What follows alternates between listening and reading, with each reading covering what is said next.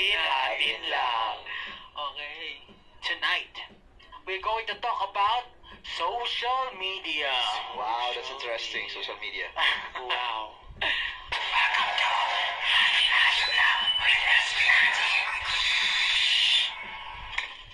Anong gusto niyo sabihin tungkol sa social media? Noong mga panahon na bata pa tayo, Ayan, maganda. puro phone lang, puro text, di ba? Pag-usapan nga natin, paano yung time na nag-start yung social Technology. media? Yung Kumbaga, technology. Pero alam niyo, masasabi ko sa technology, meron niyang parang double-edged sword yan eh. Kumbaga, merong positive side at meron ding negative side. Totoo. Sa social media, ganun din. Parang, ngayon kasi social media age na, sobrang talagang traffic na ng mga tao sa social media. Kumbaga, anyone, anytime can share their thoughts, whether it be truthful or not, or informed opinion or not. Parang, Hindi may mo alam. sense or wala. Pwedeng mamanipulate ng lahat Yeah, sa isang totoo yan. opinion. Kung hindi ka magre-research ng maigi dun sa nabasa mo sa internet, pwede kang ma-misdirect, di ba? Parang kuwari, statement ka na sinabi. Statement, kinuha yung konting konting... Parang ikakat lang, tapos dun gagawin ka masama. konting sentence or diba? Gagawin kang... Pero alam mo, sinabi mo. patungkol naman sa musicians, kasi dati, di ba, yung mga music, pag nagre-release sila, kailangan ipabigay mo pa yun sa radyo. Tayo, maswerte tayo actually, kasi parang anytime, pag nakagawa tayo ng music, pwede na agad natin i-upload. Dati sa CD, papagawa nila sa tape. Talagang ipopromote nila. Tapos, physical, concert, ganyan. Uso dati yung mga LimeWire. Kaya pag sumikat ka, legit na sumikat ka. Kasi, syempre, mahirap mag-promote dati. Pero ngayon, ang kalaban mo naman ngayon, since everything is so accessible, ang dami mo ng artist na pwedeng kalaban. Lahat may access. So, pwede mong ituring na hindi kalaban. Pero syempre, kapag may isa kang, certain genre parehas kayo, hindi maiwasan yung comparison. Kahit, mauna lang yung isa. Parang sasabihin, kopya ka na agad, mga ganung bagay ba? Tsaka all over the world yun eh. So yung artist dati, yung artist sa US, hindi mo siya makikita. I mean, pag nasa Pilipinas ka, makikita mo lang siya pag may na-import na magazines, Tama. ganyan, marinig mo sa radyo, pag na-import na. Ngayon, yung lahat ng celebrities, ng musicians, ng lahat ng tao sa buong mundo, kaya mo nang makita sa computer mo, sa cellphone mo. Tama. Parang sabi nga nila, di ba? Parang, di ba, syempre, mostly yung kumokontrol sa buong market, international market, parang lagi tayong late. Kumbaga, 3 years late yung trend sa atin. Philippines. Kumbaga, sumikat na doon sa ibang bansa, sa Pilipinas, pasikat pa lang. Honestly, ngayon, nagsasabay na. Totoo yan. Medyo nagsasabay, pero meron pa rin tayo parang kalimitan kasi napansin ko sa ating mga Pilipino. Parang kahit pa paano, syempre, hindi open pa lahat sa changes. Alam mo yan? Kayo ba? May masasabi ba kayo? Kasi makakalala kayo. Tama. Yan. Tama yung sinabi niya. Pero yung social media, paano ba siya naka-apekto sa atin? As Pinay-19. Yeah. Siyempre, yung Firstly, syempre sumikat tayo dahil sa social media rin. Yes. Yung go up natin, yung dance practice natin, may nag-share sa Twitter na si Lyra. Tama ba? Lyra. Na tapos na-blow up yung simula dire-diretso na yung pag-angat natin. Pero actually, ever since pa lang, nung nagsa-start pa lang tayo, ang idea, ang nasa isip na rin natin talaga, sa social media. Utilize social media. Totoo naman. Kasi gagawa tayo lagi videos na inisip natin, ipopost natin to sa social media ever since. Tama. Even the music, kaya tayo isip music videos. Parang since lumaki tayo or yung generation natin, kasabay nung growth ng social media, parang nandun na rin natin tayo na naisip na, mag-upload tayo ng marami sa social media. Kasi nung time na rin na yun, maraming nagpa-viral. Parang mas na-amplify din dahil nagkaroon nga ng pandemic. Kasi wala tayong gagawin. Talagang social media lang yung gagawin natin. Pero before tayo sumikat, meron ding bad side yung social media sa atin. Kasi alam mo, trainees tayo, syempre, yung itsura natin ngayon, di ba? Di ba? Kumbaga, parang level up na rin tayo kasi natuto na tayo manamin, natuto na tayo mag-ayos sa sarili natin. Pero dati, katakot-takot na kutsa yung inaabot natin pag nagpo-post tayo sa social media. Kumbaga, gaya-gaya lang yan. mukhang ganito, mukhang ganyan. Pero pag pinanood din naman natin yung video natin noon, tinatawanan din talaga natin. Tinatawanan din talaga natin. Pero masasabi ko lang, yung social media niyan, pinatibay talaga tayo yan. Totoo. Di ba? Parang, Isipin mo, kung wala, wala rin tayo ngayon sa sitwasyon natin kung hindi na-share yun sa Twitter. Oo, maraming good things. Actually, sa tulong, mas maraming good things. Marami ring bad things. Pero hindi naman ganun ka, parang, alam mo yun, kasi, pansin ko, syempre, yun minsan na-affectuhan tayo mentally, kung may nakikita tayo sobrang pangit, alam naman natin yun. Pero dahil siguro, nasanay na tayo, or medyo alam naman natin yung ganitong industry, hindi naman talaga natin mag-please lahat. pero sa totoo lang, actually, ako ngayon kasi nahihilig talaga din ako sa social media, pero in a different way. Kasi sa tingin ko, kapag hinahanap mo yung negative side sa social media, ibibigay niya talaga sa'yo yun. Exactly. Yes. Di ba? Ako kasi, kuwari, TikTok, Twitter, ano pa ba, Facebook. Yung hanap ako ng mga interest ko lang. Pero yung alam ko na may expose ako sa mga kung ano negativity, talagang iniiwasan ko na. Kasi once na pumasok sa akin yun, or mabasa ko yun, may effect yun sa akin. Kahit sabihin ko pa na strong ako, confident ako, may epekto pa rin sa inyo. Kasi talaga, tao lang naman tayo. Kaya ang malala nga doon, kahit sa dami-dami mo nakitang magagandang bagay, yung isa na yun, pangit yung may malaking epekto sa'yo. Oo, totoo. Kaya, Sample? Mahirap. Nang babash, gano'n. Kumbaga, kahit anong magandang pinakita mo, pag may nakita silang, kasi may tao talaga na kahit anong mangyari, i-deny it or not, may tao talagang ayaw sa'yo eh. Oo, totoo yan. Hindi mo mapiplease kahit ano mangyari. Kumbaga, gaya nga ng sinabi, di ba? Parang, pag naglagay ka ng painting sa wall, na puti lahat, tapos may isang dot lang na mark, Yung dot lang makikita. Dot lang mapapansin na. So, it's like that, na parang, kahit gaano kagandang pinapakita mo sa social media or sa harap ng maraming tao, pag may nagawa kang mali, ano man, kahit nga hindi mali, di ba? kahit hindi mali, o parang ano lang sa kanila, parang Hindi pareha sa beliefs nila. hindi pareha sa beliefs nila. Gagawa nila ng paraan yan para maging negative yung maging malaki. ipaparating nila sa ibang tao. Kumbaga, magpapakalat sila ng fake or kahit ano man para sirain ka nila. Kasi, ayaw lang din talaga sa'yo. Ayaw lang talaga. nila. pero in fact, magkaiba lang kayo ng beliefs. Magkaiba kayo ng lang yun, di ba? Yan ang Dapat hindi nagsasalita against someone kung ano naman. Hindi naman agad ganun. Yan. Kaya nabasa ko nga rin yung mga comment ni Sir Chito Miranda doon kay Stel na parang syempre pinupuri niya si Stel kasi nga very talented, very outspoken, talagang natutuwa niya yung mga tao. Tapos parang may comment doon sa post niya na yung mga SB19 yan, ano naman yan, bading naman yan, or ano naman, wala namang ambag yan sa Ginagamit pa rin. lalo lang sinisira daw yung industry, yung music industry. Talagang ni-reply ni Sir Tito Miranda na Sa comments? kung hindi mo trip, sa comments, kung hindi mo trip yung music nila, huwag mo na lang pakinggan. Hindi mo naman kailangan kutsahin yung pagkatao nila. Diba? Kumbaga, ganun sana dapat lahat ang mindset ng mga tao, no? Na parang kung hindi mo trip, huwag mo lang pakinggan. Huwag ka na magsalita. Wala naman sila ginagawa sa'yo, di ba? Parang punong-puno ng hate. Pero, di mo talaga maiiwasan yan. Minsan, ang sarap din reply yan eh. ganun kasi ba? Dahil ayaw lang talaga nila sa'yo. Dahil ayaw lang talaga ng tao sa'yo.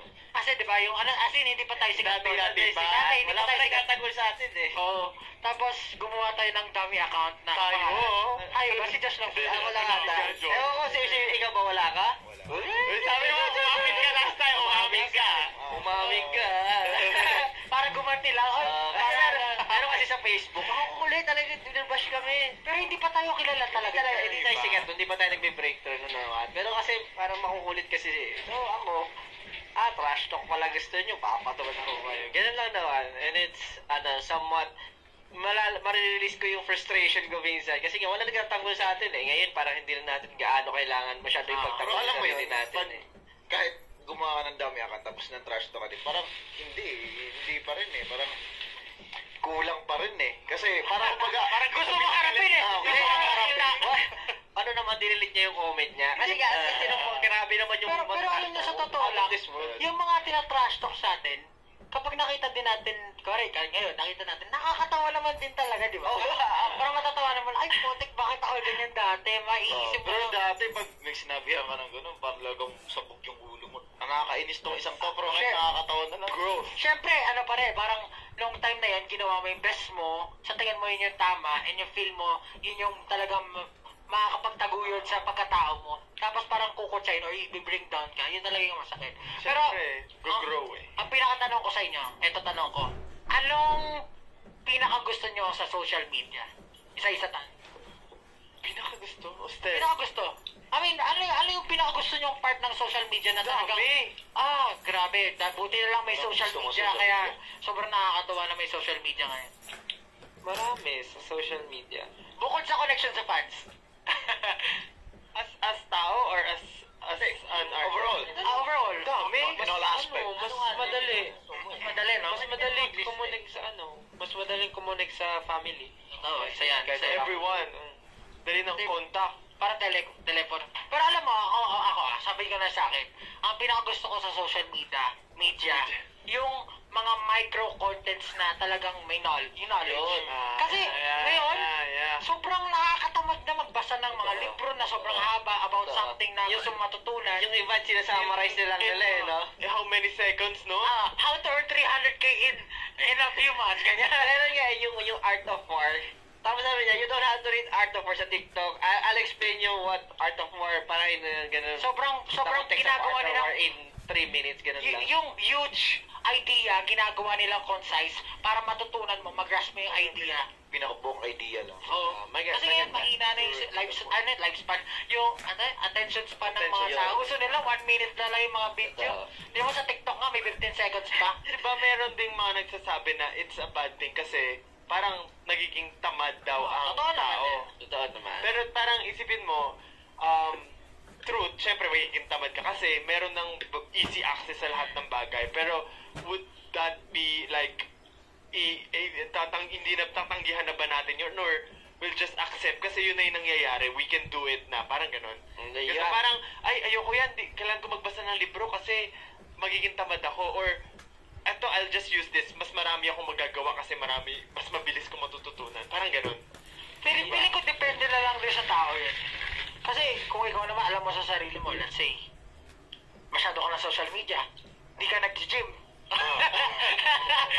Kailangan mo na mag-gym. Parang, alam mo, kumbaga, syempre, may discipline pa rin. May discipline ka pa rin. Kailangan... Sa bagay, lahat nga ng sobra, masama. Uy, sarap, pagkain. Pero alam mo, kasi, kaya ako favorite din yung micro-contents na talagang nabibigyan ako ng knowledge. Kasi for us, artists na laging gumagalaw, laging busy, sasayaw-sayaw, mga ganyan, di na natin kaya na makapag-aral ng mabilisan, makapag-aral ng kukuha ng maraming time. So, maganda rin talaga yung nabibigay ng mga mabibilisang knowledge through micro-contents sa TikTok, ganyan, yan. Actually, sa TikTok, dahil mo mapapanood. Lahat pwede mong malaman dun eh. Ikaw, parang... in terms of life, kung paano, for example, yung kung business-minded ka man na tao, or sa kahit anong aspeto ng buhay. Yung mga nagluluto sa forest. Yung mga gano'n. Yung survival. Di ba? Ang dami yung pwedeng matutunan sa social media na makakatulong talaga sa'yo. So, yun din, parang yung mabilisang knowledge. Mabilisang knowledge. So, tingin ko, same lang sa kung ano yung sinabi mo kanina. Pero, ayun nga, madami kang matututunan. Anything na pwede kang mag-share. So, for me, ang favorite yung ko about it. Ngayon, sa ngayon, siguro, hindi ko naman favorite, pero isa bukod sa mga nasabi nyo, isang magandang bagay is yung ang dami mong nagagawa sa social media. Yun nga, pwede ka mag-share, matututo ka, pwede ka makapag-communicate real time. Ano yung favorite mo dyan? Siya. Lahat. Ewan ko, walang favorite. I don't know, what's my favorite? Yun nga, honestly, mahirap magkaroon ng favorite sa social media kasi kahit tayo, isa-isa tayo. Pero depende sa araw kung ano yung ginagamitan natin sa social media, di ba? Pero, lahat pwede mong gawin. Hindi rin natin may kakaila. At tama nga naman, sa social media talaga na may agpag ang SB19. And syempre, isa sa mga dahilan yan, yung 18. Syempre. Doon nila tayo nakilala. kung gaano kalakas yung fandom natin. Alam nyo, yung recent na pagkapanalo natin sa fan war ba yan? Tama ba? Fan army. Fan army. Fan war. Parang sobrang surreal nun. Alam mo yung dedication na ganun, na kung gaano kalakas yung power na ganun, na very united sila as 18. Hindi lang, actually, kahit yung pang-vote, kasama yun sa dedication. Kasi isipin mo yung concert natin, dito sa, yung tour na to, nag-ano sila, pa-promo sila ng physical promotion. Pupunta sila sa mga Filipino communities, kumakausap sila ng mga random strangers na ini-introduce nila tayo. Even yung sa LA ba? Yung LA yung nag-ano tayo, Nag-basking tayo. Grabe yun, ang daming 18 din dun na-explain nila tayo. Pero alam mo yun, kumbaga, syempre, kailangan nga rin naman ng power nila doon kasi naging mas interested yung mga tao. Sino sila? Bakit nyo sila sinusuportahan?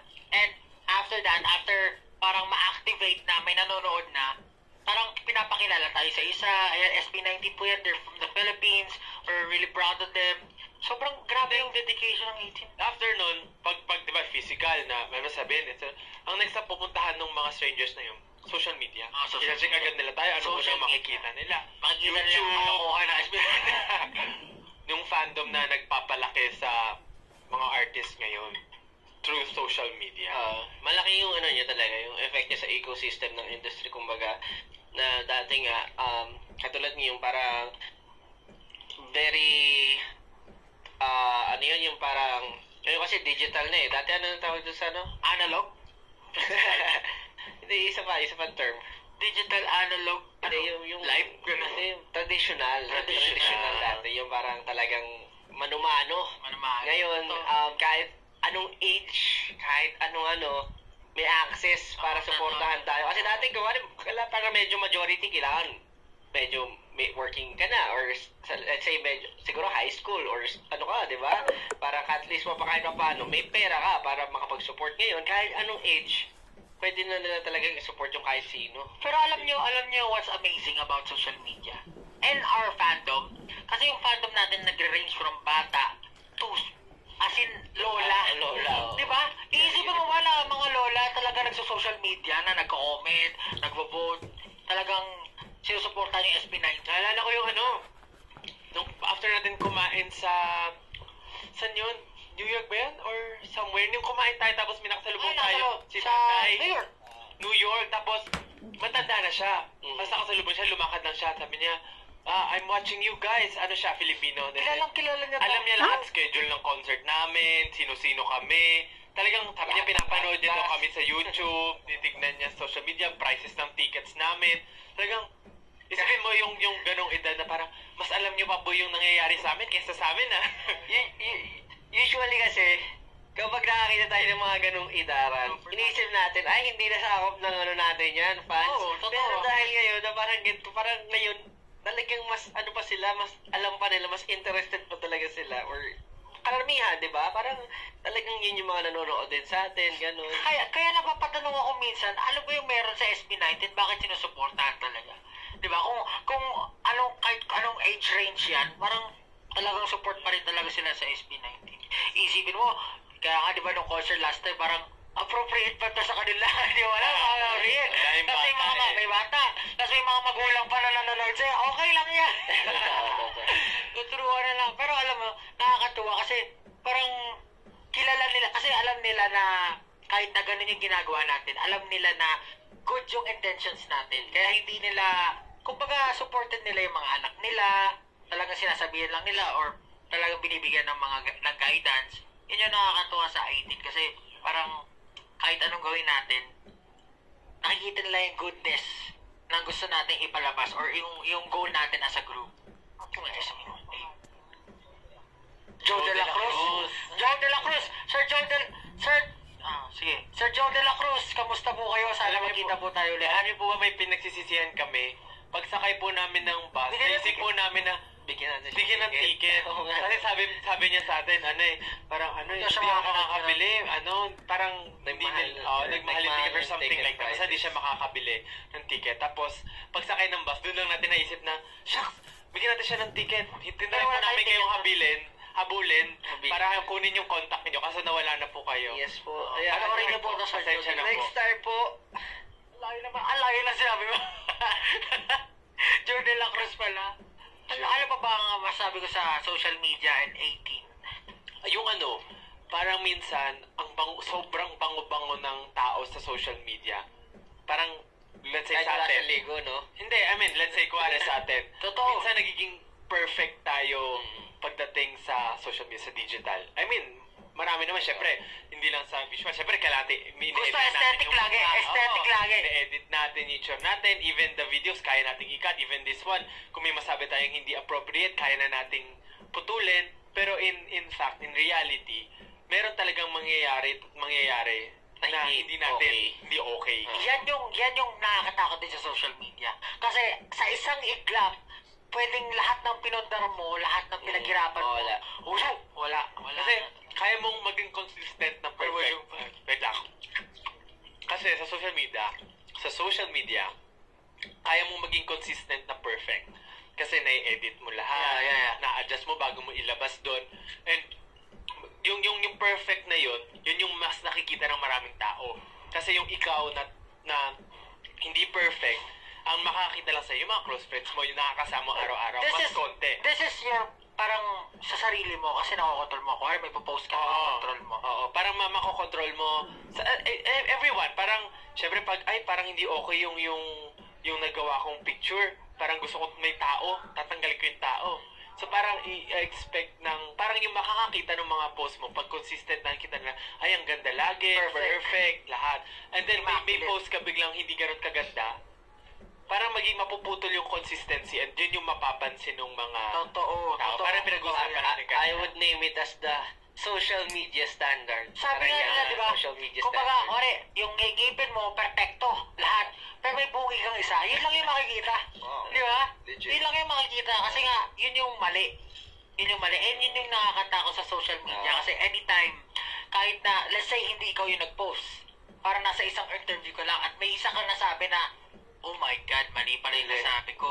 Popost nila yun, gagawing big deal, na parang, it's the whole personality or yun na yung thinking mo, yung beliefs mo, yung pagkatao mo, yun, ganun kakasama.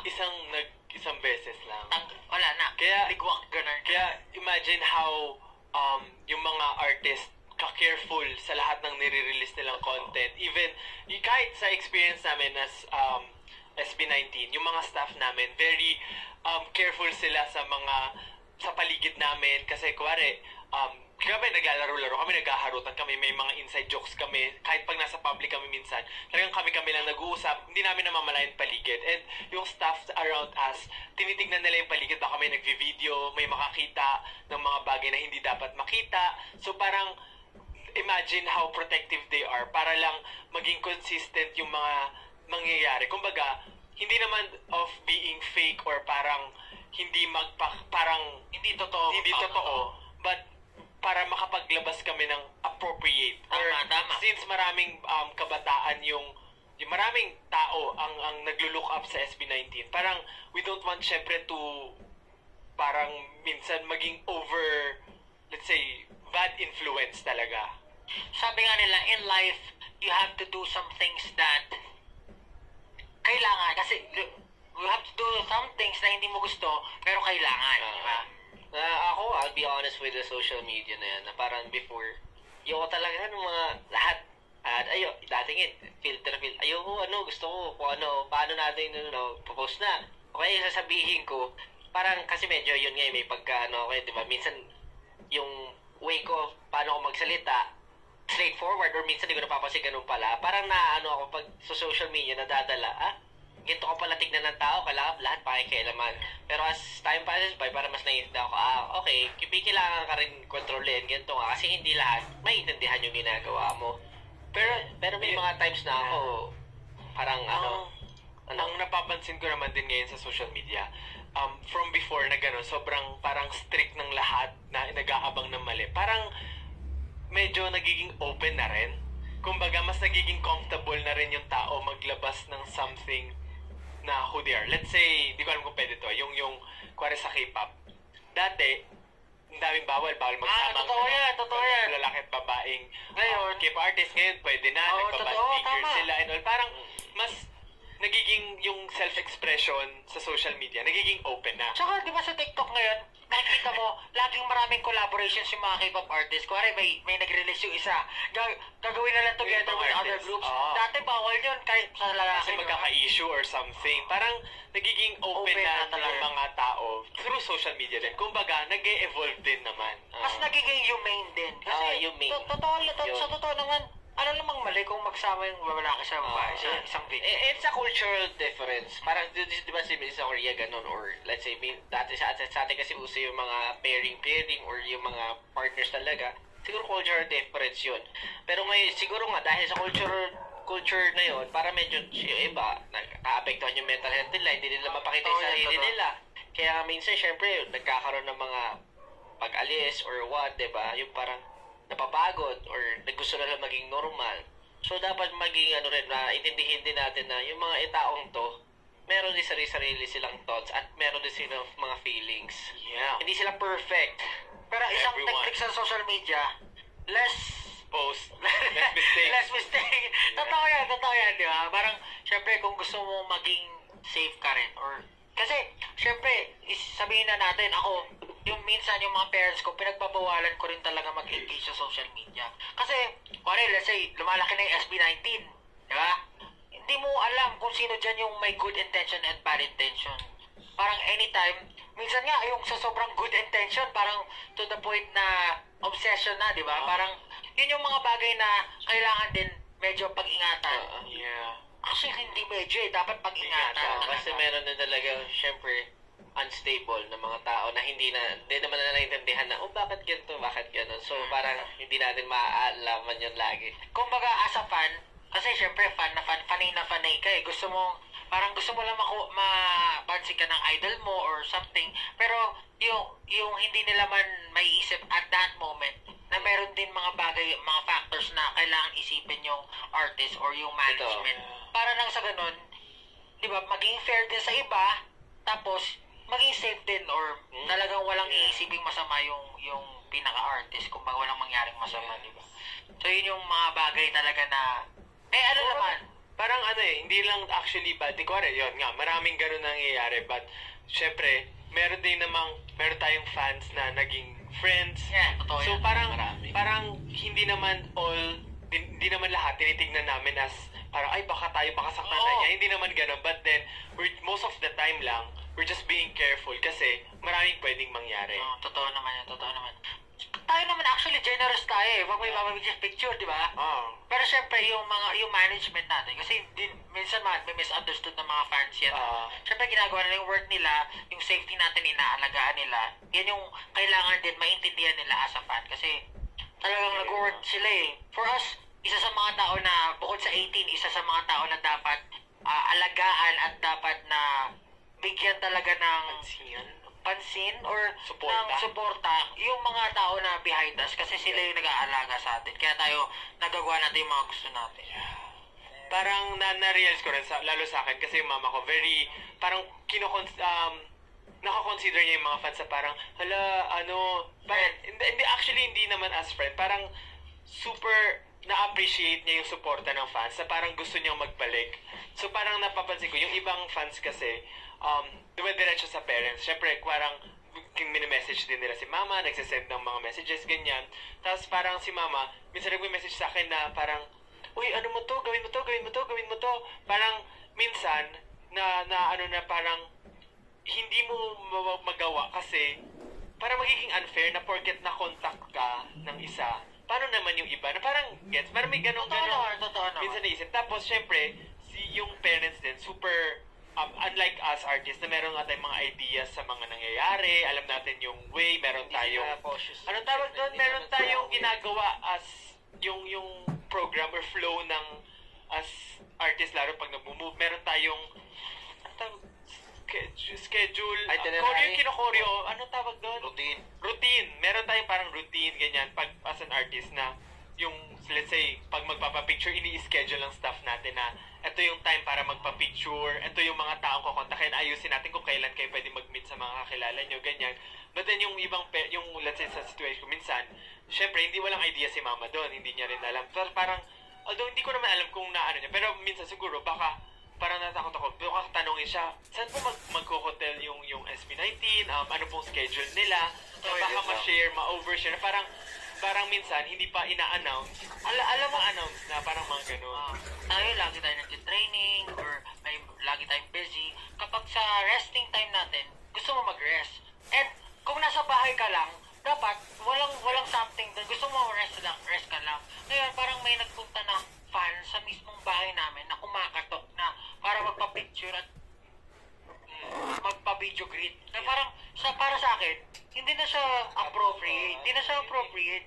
Kasi, parang sometimes, yun nga, pati yung privacy mo, talagang nai-invade na parang gusto ko lang talaga magpahinga noong time na yun. Tapos, yun yung only time na umuwi ako. Kasi namimiss ko yung pagkain, namimiss ko yung family ko. Tapos, pagdating ko doon, parang, parang, syempre, wala akong ayos. Syempre, parang kailangan mo bang mag-ayos, syempre. Ako pa naman pag nasa bahay ako, yung itsura ko talaga parang puro-puro ng balbas, gulo-gulo po. So, yun lang yung naisip ko na parang dapat, siguro sa fan, kasi hindi nila minsan naiintindihan yung mga ganong bagay. Please. Ako na po na humingi ng sana po maintindihan niya rin po yung ganong situation. Huwag niya po sana kaming i-judge kapag minsan nag-turn down kami. May mga times lang yung talaga pag-turn down mahirap. May mga times lang po talaga na yun nga, tulad na sabi ni Pablo, if it's rest time or talaga may may time para i-accommodate din namin kayo. And kayo din siguro kung nasa kalagayan din kayo tulad ni Pablo kanina. At lahat po sa amin halos doon naka-experience. So, lang po, konting pasensya at intindi lang po. Yung mga tao, mostly mababait. Pero meron dyan, nag-aharap ng chance para syempre gumawa ng kalokohan. At gusto lang talaga makapang-scam.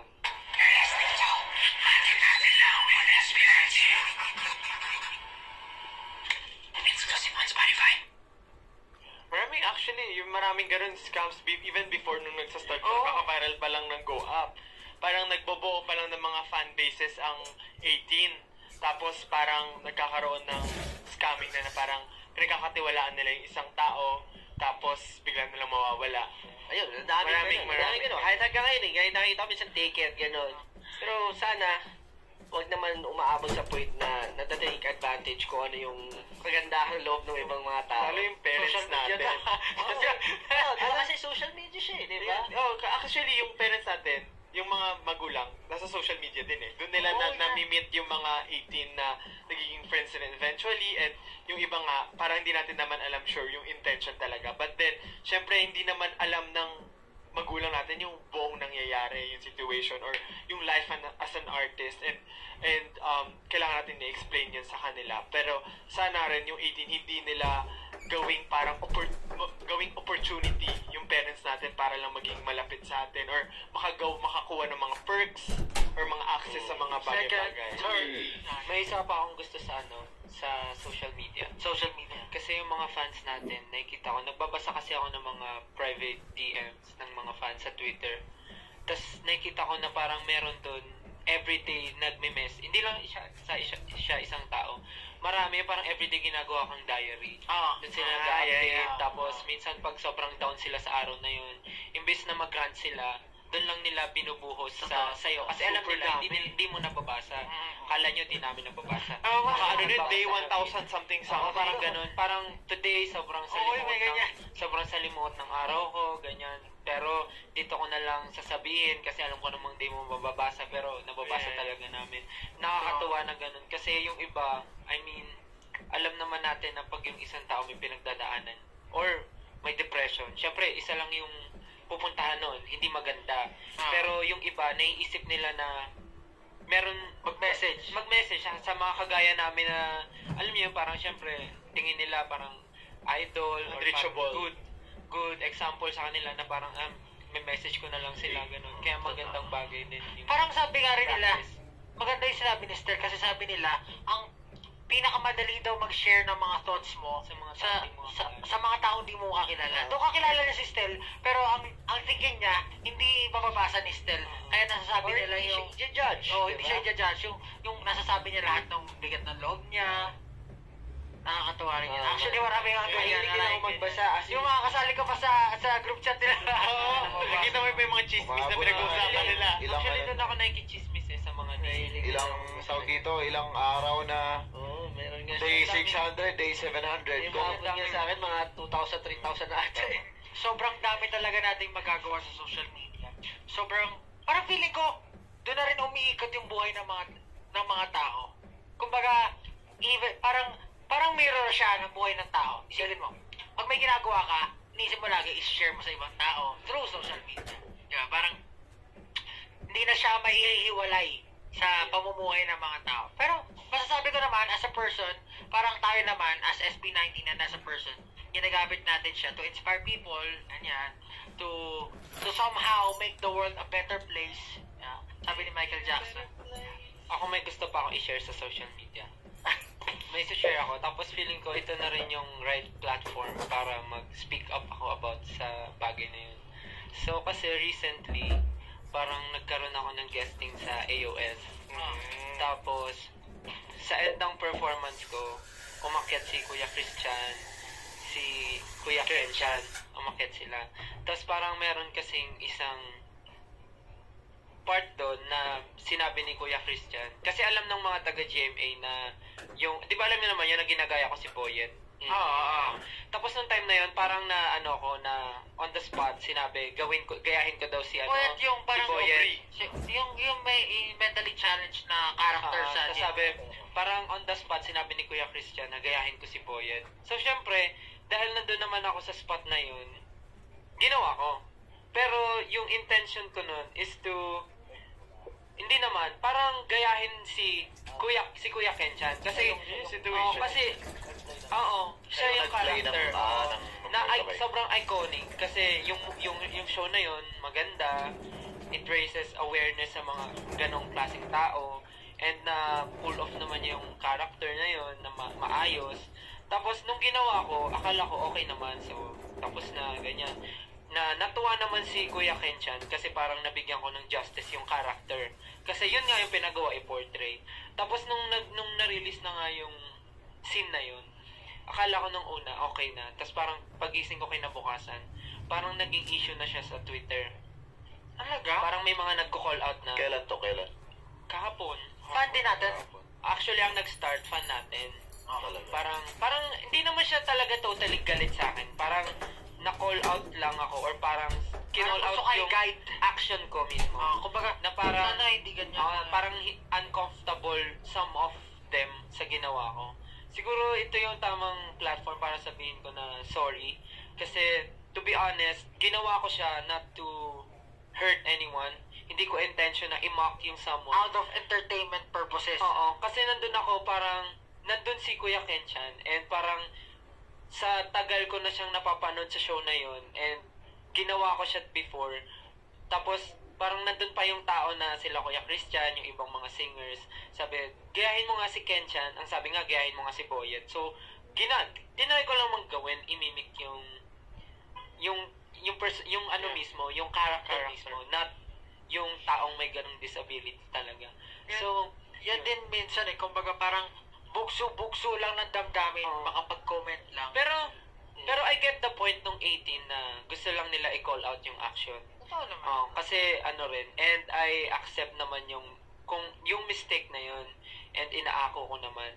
Kasi, ayun nga, gets ko naman na may mga ganun din tayong fan na may ganun ding kapansanan. Pero alam mo, gusto ko lang din sabihin sa Estel na parang, kasi parang ang hirap din na parang iisipin mo na lagi kang may ginagawang mali. Kasi hindi mo na magagawa yung mga bagay na purely maganda naman yung intentions mo.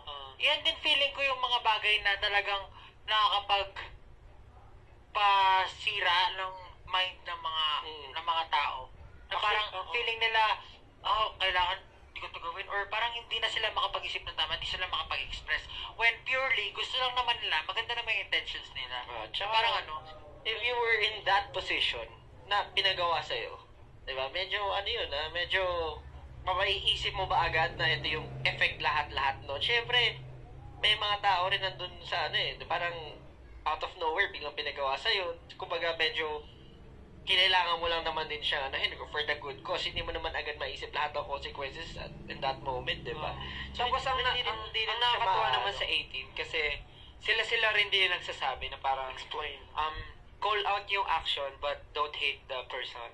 Totoo. Parang kasi it doesn't define parang naman, pag nasabihan naman kami, magigets naman namin and aakuin namin kung ano yung mali namin. Pero, sana, yung sa mga nagsasabi talaga ng mga below the belt na kung meron man, or yung todo-todong pang-call out, sana isipin nyo muna kung talagang intention ba ng tao na manakit talaga.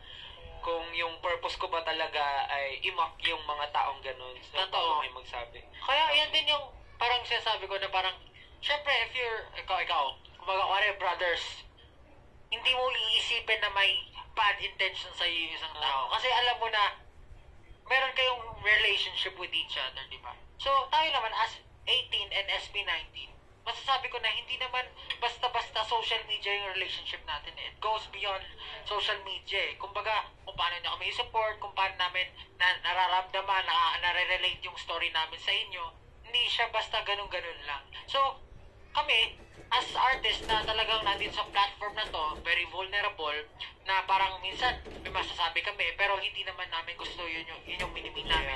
Sana, kayo rin yung mismong talagang makakaintindi nun sa amin. Kasi alam mo yun, parang mahirap din na coming from someone na you love, someone you cherish, yung mga masasakit na salita, di ba? Pare, ikaw, mentor mo, talagang pinagkakatiwalaan mo, naniniwala ka sa kanya, tapos, i-bring down ka niya, yun yung pinakamasakit. Yun yung parang magkakasya sa self-esteem mo. Di ba? Yung mga malalapit or yun yung mga minamahal mo na tao, diba? yun talagang parang mawasa sa'yo. Expect mo na makakaintindi sa'yo. Oo, di ba? Yun pa yung mag-ano sa'yo. Parang, nag-paint ka, sobrang feeling mo, effort na effort ka. Magugustuhan to nung tao yun. Papakita mo, ang pangit naman yan, gawin mo agad to. Di ba? Parang ikaw, as a someone na gusto mo gawin yun, talagang madudurog yung puso mo na parang mawawalan ka na, madi-discourage ka na talaga sa buhay. Ayun. Pero yun lang. Thank Yun you, yung sir. mga dangers ng social media. Social media is naman such a yung- scary thing. Maganda naman yung maganda naman yung i-guide mo yung tao. Pero minsan kasi, even though hindi mo kasalanan, in the first place, tapos, you told someone na you should know better or parang hindi na siya, it's a good thing na you try to educate someone na hindi siya aware kasi gaya na sabi ni Josh kanina, hindi mo naman maiisip yung consequences kasi on the spot agad, di ba? Parang gusto mo lang gawin para ano ba tawag dito? Siguro, at the moment, kasi pinagawa sa'yo. Kasi pinagawa airing sa'yo. yun eh. Airing yun. diba? In the first place, pinagawa sa'yo. So, ginawa mo lang kasi andun yung Kumbaga, isipin main mo. character ko. Kumbaga, nandun yung director. main bida. Director, ka na. Or, Gusto mo, ang inisip ko nga dun, sana ma-impress ko si Kuya Kenchan eh. Yun diba? talaga nasa isip. Kumbaga, yun yung nasa utak mo. Wala kang intensyon na mang-down ng iba, i-mock yung ganong ano ba tawag? Disability or yung situation. So, ayun nga, minsan kasi, so ngayon, naalala ko na nabasa nga ako ng something. may naalala na ako kasi, someone said na he should know better. I don't think, ako, hindi ko naman napanood. Maging honest ako, hindi ko naman napanood yung ni Stel na yon. And, so, ngayon narinig ko yung side ni Stel. I don't think na it's Stel's fault. I don't think that's fault. To be honest with you, I don't think na it's Stel's fault na ganun ang nangyari. And actually, related to sa akin. Related pa sa'yo. Last 2018. No. This is very, recent na nangyari. I wore, yung earrings na Hanafuda earrings. Hanafuda earrings sa anime Demon Slayer. Although, eto naman, wala naman siyang bad thing na sinabi. It's just, reminding her daw na, yung design kasi ng earrings na medyo, ng something Japan yung sana ganun nga tapos yung history ng Pinas and sa Japan. So I understand naman yung kumbaga ano ba tawag diyan Hindi, pero ganun yung pero alam nyo, may napanood ako dyan. Kasi yung mga ganyan, kasi ako ang yung mga nagrereklamo, hindi mismong bari na sa Japanese yan. Oo. Hindi mismo yung Japanese. Yung Pinoy. Natutuwa pa nga sila pag meron akong nakita ganyan na interview na experiment na parang nagsuot siya ng parang Mexican attire. Tapos tinanong niya yung Mexican, do you feel offended of me wearing this? No, I like it because parang ganyan. You appreciate our your good culture. costume. So, hindi ko maintindihan minsan kung bakit yung mismong hindi pa sila yung may culture na gano'n. Tsaka yung So, yung intention ano ko, kumbaga, kung you're diba? making fun of it, yun yung masama. Pero kung wala ka namang Walang intention. masamang Di intention, ba, kumbaga sa akin, as you all know, sobrang Alam mo, I'm a huge anime fan, like really huge. Lahat ng anime na gusto mong sabihin sa akin, alam ko yan, napanood ko yan. So, kumbaga, nagbasa ako ng manga, lahat na One Piece, nasa pinakadulo na ako nang nabasa ko. Kumbaga, parang yung ganong Appreciation. kumbaga, Demon Slayer, natapos ko na, even before natapos pa yung anime, last year, kumbaga, tapos, kumbaga, parang, it's your way of showing appreciation. appreciation. Kumbaga, sobrang big fan ako ng anime. And I wanna thank you for pointing that out. Although medyo may something din na, kumbaga, although may sinabi ka naman na ano ba to? Di ko lang matandaan masyado, pero Good. may good na. Kumbaga, to raise awareness din na ganyan pala nangyari, ganyan pala yung history natin. Pero, yeah. Pero alam mo, minsan, gusto ko lang sabihin, thank you so much for educating me. Ngayon nalaman ko na ganun pala. ginagawa rin niyang window ng mga bashers natin para Yes. Medyo may off nga din akong ano eh. May off, although sinasabi niyang wala daw intention to ano sa akin, wala intention. I mean, yeah, goods naman. Pero ako kumbaga sa akin, sinote ko lang yun because I'm a Hindi fan ka naman and wala akong aware. intention na anuhin kung ano yung mga history. Wala akong ano kung ano yung alungkatin kung ano yung past. Kumbaga, gustong-gusto ko lang yung anime and I wore it because it was given to me by a fan. Ang ano dyan, Kumbaga- ang ano dyan eh, para sa akin, paano yung iba nagko-cosplay nung character Diba? na yun? Kumbaga, parang Ano medyo confusing sa akin yun? Yan. I actually, may ano daw kasi yan, may nakita akong kumbaga naging controversy din daw kasi yan nung lumabas yung anime na yan. So, madami rin taong nag-ano talaga. So, doon ko lang din nalaman ng time na yun dahil may nag-share ng link. siguro Like, ang take ko so, lang dyan. thank you pa rin. Ayan. Happy birthday. Thank you dahil nalaman ko na gano'n pala. May kaalaman ka, natututo ka rin. Pero ang take ko lang talaga sa social media, kasi dapat responsible ka rin sa lahat ng pinopost mo. Yung mga effect mo, na mailalagay niyan dyan. Kumbaga, lagi, kung magpo-post ka ng opinion mo, kailangan yung opinion mo informed. Kumbaga, meron ka talagang alam sa subject, alam mo yung iyong konteksto, alam mo yung nangyayari. Para lang sa ganun, hindi ka makapag-post ng something na hindi naman totoo, kumbaga fake news, na pwedeng lumaganap at yun nga, may cancel culture, baka biglang ma-cancel, masira mo yung buhay ng isang tao na hindi naman talaga ganun yung pangyayari. Pero, wala na, dahil nasabi mo na, nagawa mo na, hindi mo na mababalik, di ba? Parang, yan yung danger ng social media. Kaya minsan, ang post mo na lang, done, okay, question mark. Ito pa, isa pa about social media and 18. Lately, parang na-curious ako kung ano talaga yung pinag-uusapan ng mga tao. Hindi lang 18 eh. Mga tao kahit sino na nag-uusap about SB19. So, na-curious ako. Tapos, nag-deep tingin ako sa mga ganito-ganyan. Tapos, nalaman ko pala na uso pala talaga yung mga OT1, yung tinatawag nila, OT1. Tapos parang, nung una na, OT1. So parang, naging meaning na OT, ano ba meaning OT? One true. One true. One true one, Vocaloids. So parang, nung una, nagets ko yung idea na OT, so gets ko yung OT5. So parang, yung 5 sinusupport niya. Tapos nung nakita ko yung OT1, so parang gets ko na yung idea na isa lang yung sinusuportahan. So gets ko, okay. Ang hindi ko lang nagustuhan sa part na yun is... Pero, sorry to interrupt ba? Papakinggan lang yung part niya sa kanta natin. Hindi ko alam. Hindi ko nga alam actually. Pero nagulat lang ako na may ganun pala. Tapos, yung OT1 pa na yun, parang they support that member, but they bash the other members. Maraming ano, no? Grabe naman yun. So parang, for me, if you hate or if you don't like the other members, huwag na lang kayo magsabi ng anything bad about them or huwag nyo silang i-drag down. Lalo na kung sobra-sobra na yung sinasabi nyo.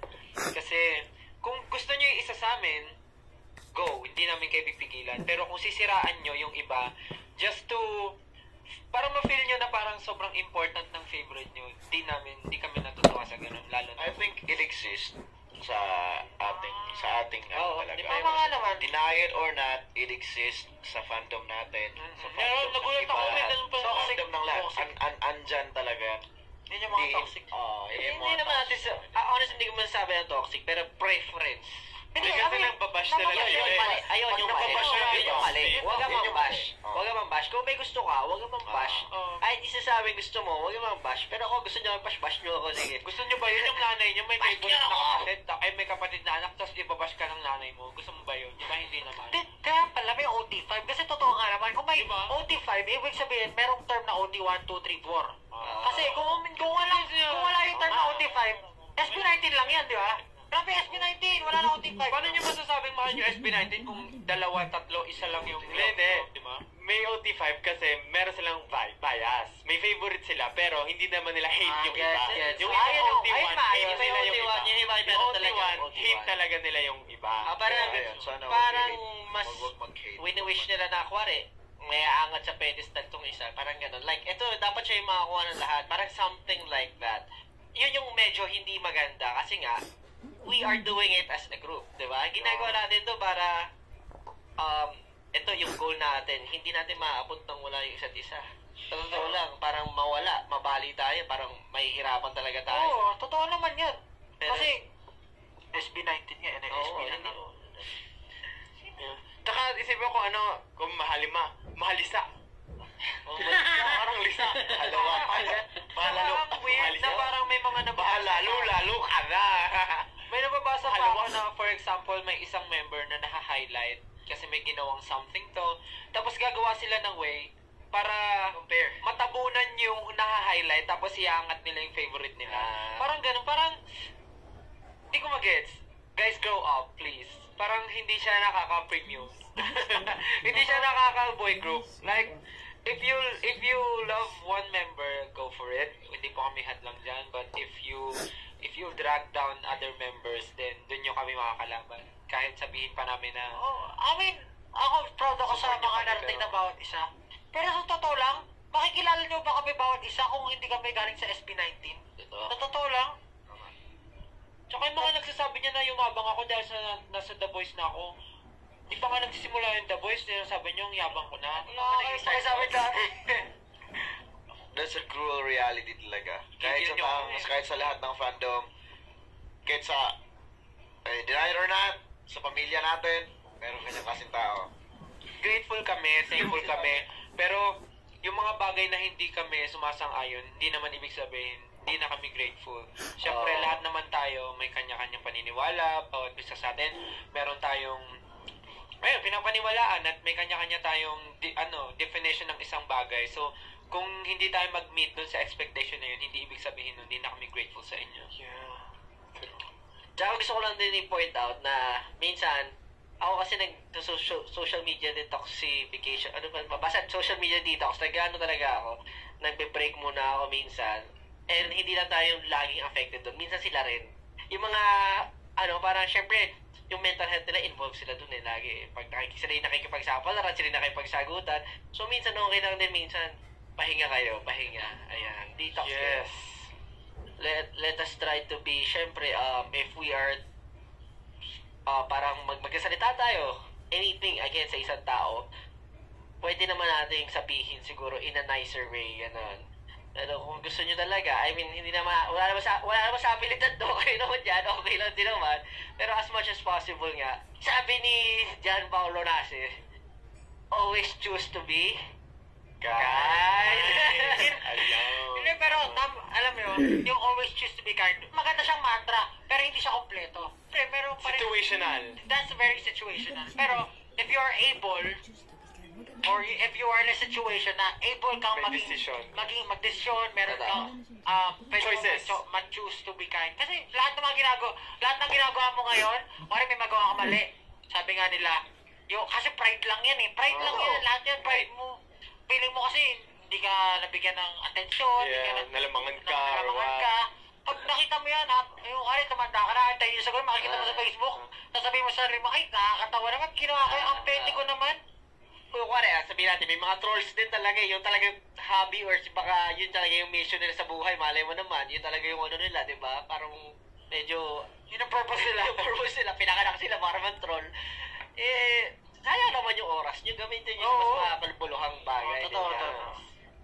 Maraming pwedeng matutunan sa social media. Yes. For me, yung social media, parang, for the listeners lang, parang sana itong itong podcast na to, matutunan nila, ma-realize nila na walang perfecto. Kumbaga, sometimes we see social media, yung mga nakikita sa social media maganda, perfecto, pero sana mas ma-appreciate natin yun kesa dun sa mga simpleng maling bagay na nagagawa. And if you see that person nakita sa social media perfect, makita nyo sa personal, hindi pala makinis or what, parang expect that kasi yun yung reality.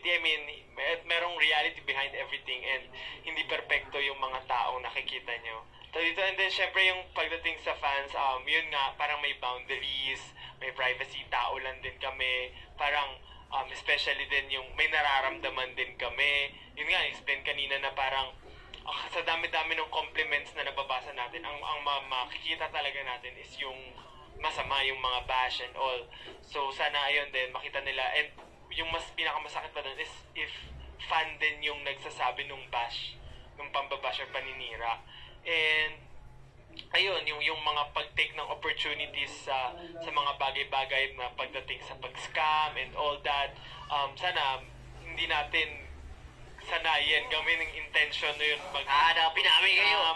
Hanapin ko kayo. Gamit ng tao, ng mga taong malapit sa amin. And sana rin maintindihan niyo yung mga taong nasa paligid namin na nagpo-protekta, ginagawa lang yung trabaho nila or what they think is right for as an artist, for celebrities. And ayun, social media is such a powerful tool for everyone. So sana magamit natin sa magandang bagay. Use it wisely. Yeah.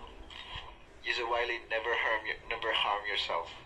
Yeah. Kumbaga parang nga, 'di ba? Use it wisely. Merong mga bagay na mag-backfire sa iyo. Depende sa kung anong tinype mo at saka sa pag-click mo. Kaya pag may pag may nakakita niyo, kakalat agad yan. Kahit pag may nakilig kang malilig. Diba? Mahaka, boy. So, ayun, as a fan or as a basher ka man dyan, kung anong sabihin mo, pag-isipan mo yung anong sasabihin mo kasi balang araw, baka mamaya mag-backfire sa'yo yan. So, kung ano mong pinakalat mong hate dyan, kung anong pinakalat mong, kung anong in-spread mo hindi maganda, I think kailangan mong pag-isipan yan. Kasi, mamaya parents mo yung problema sa mga, parents mo, totoo. Kumbaga, ako yung maawa, kami yung maawa sa inyo kung ano. Sa korte, umabot sa diba, umabot sa korte or kahit saan pa man, di ba? Ayun, pag-isipan nyo mabuti yung mga ginagawa nyo kung nag-spread mo kayo ng hate. Pero as much as possible, gaya na sabi Josh kanina, sana may ibang bagay na pwede pang mas kumbaga mas umunlad pa kayo, ginamit niyo yung oras para mas umunlad kayo. Kung gusto nyo mag-trash talk, kung may sa bagay. mga online games, ayan, masaya mag-trash talk dyan, doon tayo mag-trash talk. Mag-improve pa kayo dyan. Use it wisely. And sabi nga nila, kung mas maraming taong nagsasabi ng mabuting bagay sa'yo, bakit mo papansinin yung katiting na taong naninira sa'yo? And, ayun, lastly, napakadali lang po maging mabuting tao. Libre lang po maging mabuting tao. Huwag po kayong maging madamot. Maging mabuting tao po kayo. Ayun, thank you. Tsaka, it takes ilang muscles lang to smile, but mas maraming muscles to frown. Yeah. Hindi ko alam kung ilan Search nyo lang.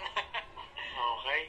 Thank you so much for listening to our Atin Lang episode about social media connections, fans connection towards their idols and all of that. Lahat po namin pag-usapan namin. Sana po ay na-enjoy ninyo itong kwentuhan natin. And please share your thoughts. Ito ay lahat ay opinion lang. At hindi namin sinasabi na kami ay laging tama. Maaaring ano namin, may mali rin opinion, tayong ay nasabi. may mali. Siyempre, ito lang yung based sa experiences po namin. So, Educate us. lawakan lang po natin ang ating pangunawa kapag nakikinig ng ganito. Yes, the views and opinions expressed by the host and the speakers do not reflect to the entertainment, the management, and the company itself. Okay, thank you so much, guys. Maraming salamat. Thank See you you po. in the next Thank you. episode May na. lesson kayo natanggap. And thank you so much sa mga education natin bawat isa. And that's a wrap. See you on our next episode. Laging tandaan, lahat ng to, hati-hati lang.